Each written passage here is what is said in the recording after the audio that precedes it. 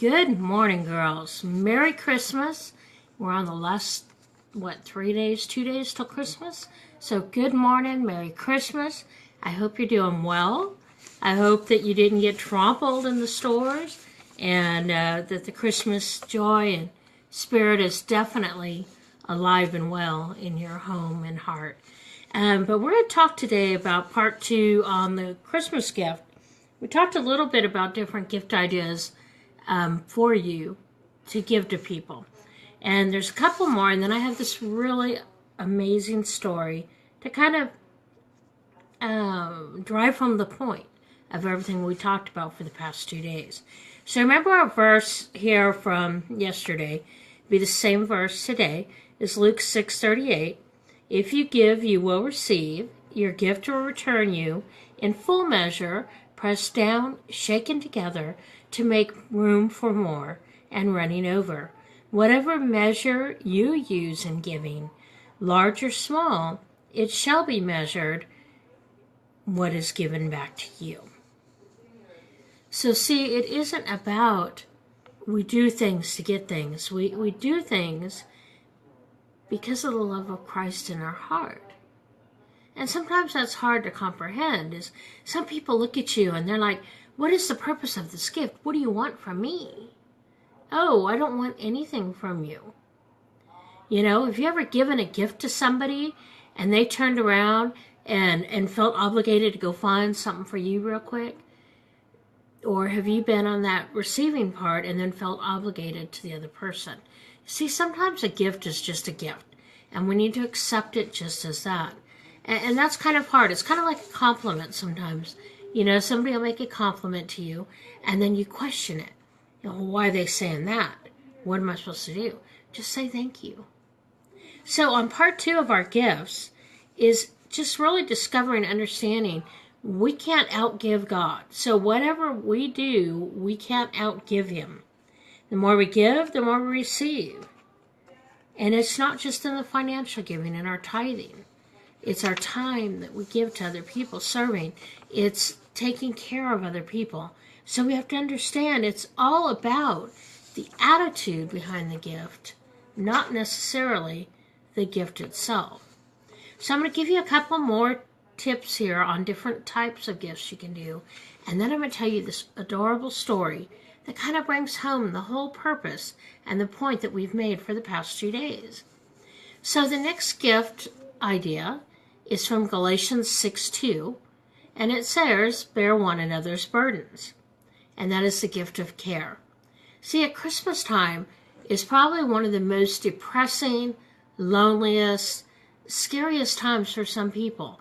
Because for some reason, and I can't explain it, we tend to lose more family, friends, pets, loved ones during the holidays than any other time.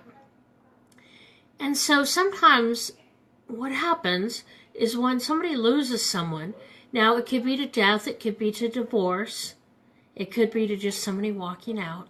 There's a lot of dynamics that happen in relationships. But all of that pain, that loneliness, that fear is magnified for anyone experiencing this. And sometimes they can sit in a room of people and feel totally alone. Every wound is deepened, every loss is magnified, every fear is just turned into this mountain. And it's not because they want to, it's because it's part of the process. So what can we do to help somebody like that? Do you know someone like that? And you've been wondering, how can I help them for Christmas?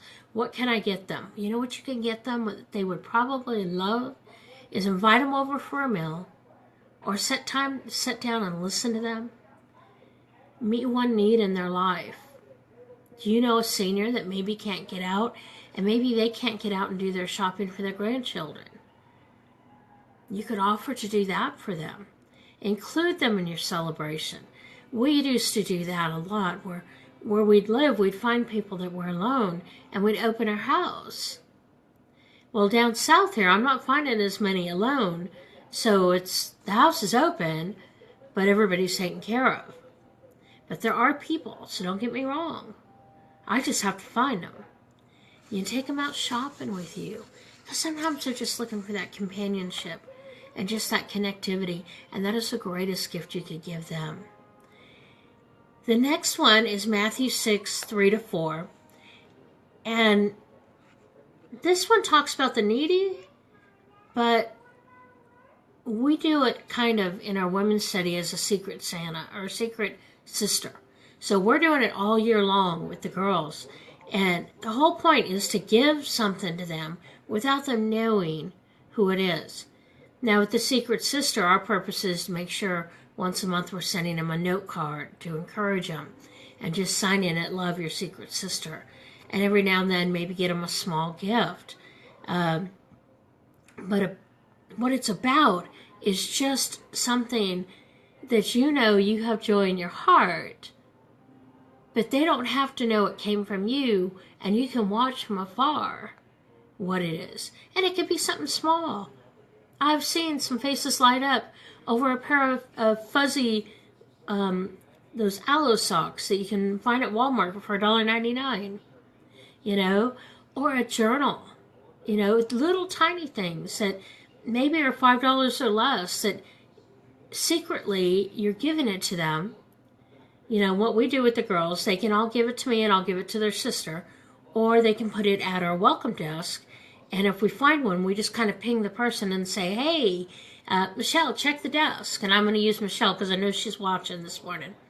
So, but Matthew 6:3-4 says, but when you give to the needy, do not let your left hand know what your right hand is doing, so that your giving may be in secret. Then your Father who sees what is done in secret will reward. So it's about doing something, not expecting anything back. But that's part of our walk as a Christian. We're not supposed to be serving and reaching people with that expectation that we're going to get something in return. We know in the back of our head that as we give, that God will bless us. We know that. We know as we tithe that our needs will be met. So see, we don't do it because we're like, oh, I'd better tithe so my needs are met. We tithe because we know it's the right thing to do. The same thing with giving a gift, girls. It's not about if I give a gift, somebody will give me one. It's about the right thing to do. It's about blessing people. And sometimes, girls, a handwritten note card is more precious to someone than the running out and spending $20 on something. Maybe they just need to know they're loved. And I love the secret sister. I love that concept. Once a month, send something to them. And I love the note cards because nothing's better than going to your mailbox, opening the mail, and getting a handwritten note instead of a bill. How awesome is that? That's a lost art. And girls, the ones that still do this were rare because most people won't send a handwritten note. All this electronic age, we can do digital cards, we can use send-out cards. All of those are great for purposes. But let me tell you, there's nothing like a handwritten card sent to someone. And what makes it better if it's a handmade handwritten card, even better. All right? So the last gift here is the gift of teaching. And that's Romans 12:7. If your gift is serving others, serve them well. If you are a teacher, teach well. And what you go back to is what ability or talent has God given you? Each one of us is meant to serve in different ways. And we've kind of gone over that in our Thrive program, identifying our gifts and what we're called to do. So what if you could share your gifts with others? What if you could share your abilities with others? You know, my neighbor here, we don't have many out here because we're pretty spread out, but she was talking about come the new year, she needed to determine what she could do to work from home because her son is going to be on these breaks and she really wants somebody there and they don't want to pay for childcare and all this other stuff. So what I did is offer to show her what I have here virtually. Now, it's not something she's interested in, but the thing is I offered it to her. Better time that we can share our gifts to mentor other people. somebody younger in the Lord. Who can you come alongside and be their mentor? Be that example. And I love the word mentor because it's a lot of people are using coaches today, but anybody can be a coach. And what I believe is a coach is somebody who knows how to tell you to do something. A mentor knows how to live it because they're living it. And I so much more love seeing a mentor out there. So what abilities, what talents, what gifts? Can you sew, cook, play a musical instrument? Are you creative? Share those gifts with somebody else. And I just want to close with this beautiful story here. And this is a story in the mission fields that I read it and I thought, oh my gosh, this so brings home the point to everything we're talking about this past couple days. So let's share this. I'm going to read you this story only because I don't know it memorized, so I need to read it to you, okay? And I don't want to miss some of the key parts. So, in the mission fields in Africa, a young boy listened carefully as his missionary teacher explained why Christians give parents presents to each other on Christmas Day. The teacher responded back and said, "The gift is an expression of our joy over the birth of Jesus and our friendship for each other." When Christmas Day came, the boy brought to the teacher a seashell of luxurious beauty. She says to him, "Where did you ever find such a beautiful shell?" As she looked and admired and just was in awe of the beauty of this thing, the young boy told her that it was only one spot where such extraordinary shells could be found, and he named that certain place, and that certain bay was several miles away, and the teacher was left speechless. She responded to him and said, Why, it's gorgeous, wonderful, but you shouldn't have gone all that way to get a gift for me." His eyes brightening and his smile just shone, and the boy said the long walk was part of the gift. What a beautiful holiday story. We watch everybody running and scurrying and acting so crazy and running our charge cards all through these stores during Christmas. And we already know that God gave us the most precious gift ever. And some gifts can't be bought or sold. John 3:16, "For God so loved the world that he gave his only begotten Son, that whosoever believes in him shall not perish, but have everlasting life." And see, in the Bible, we see the Magi who also understood this joy and this concept of giving. They gave gold, frankincense, and myrrh to the Christ child, but they also gave one other gift, and that was the gift of a long walk. You see, we don't know how far those Magi traveled, but we do know that the distance they traveled took them months and perhaps years to get to him. The long walk was part of their gift as well. So how far are you willing to go? How far are you willing to walk to worship Jesus and to bring our gifts to him? How far out of the way are we willing to praise him and spend time with him, to honor him, to reverence him? Or are we only giving him what's convenient, what's easy? This is a theme and a topic I talk about almost every day, girls. Are we giving God what he wants most every day? Are we giving God the best? Are we giving God the first fruits? Because see, what I understood in my own personal life, when I kept saying I was too busy, I just forgot. And I'd find excuses not to do things. I'd find excuses not to be part of the worship of Jesus. Not because I didn't believe. Oh, girls, Lordy, no. I believed with my whole heart. But I was just too busy. I was too tired.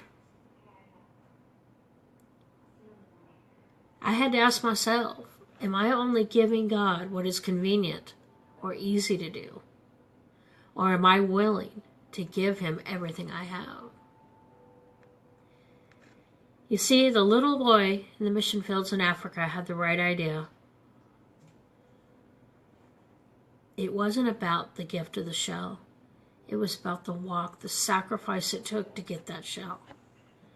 The same with the Magi.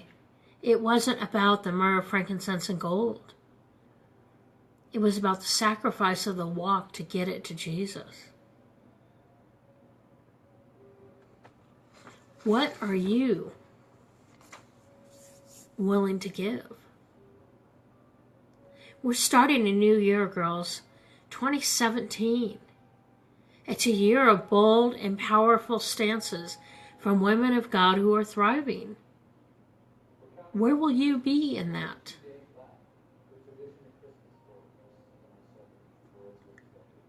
Are you giving God what's convenient in your day? Or are you making the sacrifice to spend the time with him? And I know we're busy, girls. I get that. Trust me, I get it.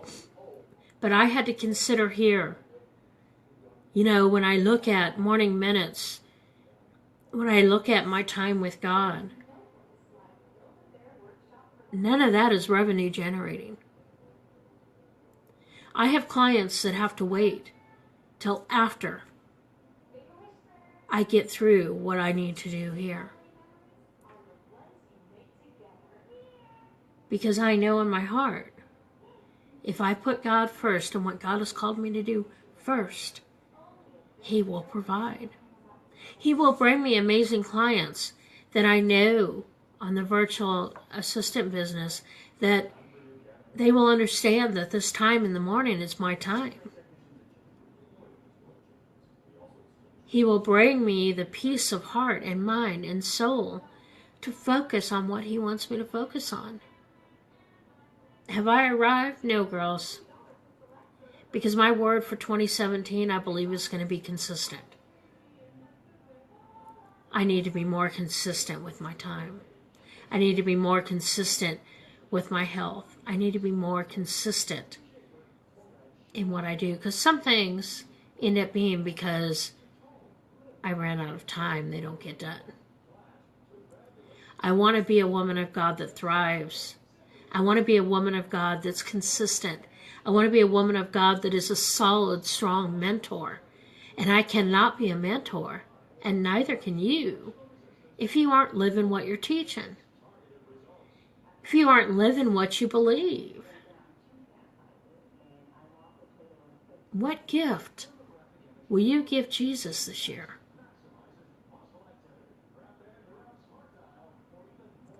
What gift will you give him each day?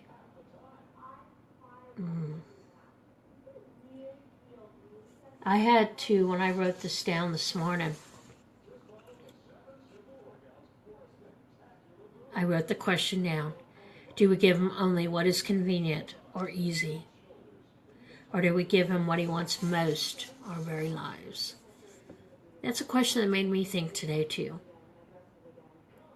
Am I giving God what's convenient? Or am I giving him everything? And sometimes it's about convenience. And in 2017, that will change. So I hope some of this helped over the 2 days, just some great ideas, especially as you're meeting people and you're running into them in the stores and stuff. What can you do to give them a gift and bring them the joy of Christ that you have? And I'm already thinking, because we're heading to Publix when Greg gets home, and you think he's coming home about 11, we're going to be cooking prime rib for Christmas. And I already bought some prime rib, but because it's on sale, he wants more. He's a meat boy, meat and potatoes. So we're going to head to Publix, and I'm already working on what I am going to do to bring joy to our cashier as well as even the meat man, because we're going to have to see the meat counter, and the young person that walks our senior, because we've had a lot of seniors lately over at the Rock Hill one. wheel our groceries out to load them in the car with us. So what are you going to do this year as we wrap it up to give the gifts that bring joy to God's heart? And then what are you going to do in 2017 to make sure you're giving God your first and you're not giving him what's convenient? Something we all need to remember. And that was a tough question I had to answer this morning as I read it. Is what I do only out of convenience? Or do I give him the best? All right? So Merry Christmas to you guys. I hope you have a blessed and wonderful Christmas with your family and friends. We are doing service in Rock Hill at 10:30 Sunday morning. So if you're in town, please stop by and worship with us on Christmas morning. Otherwise, be safe on your travels. I know several of you are going to a couple places, and just be safe out there. Enjoy your family. I love you guys, and Merry Christmas. We'll talk on Monday after Christmas, and a whole new topic for you. All right? Love you girls. God bless.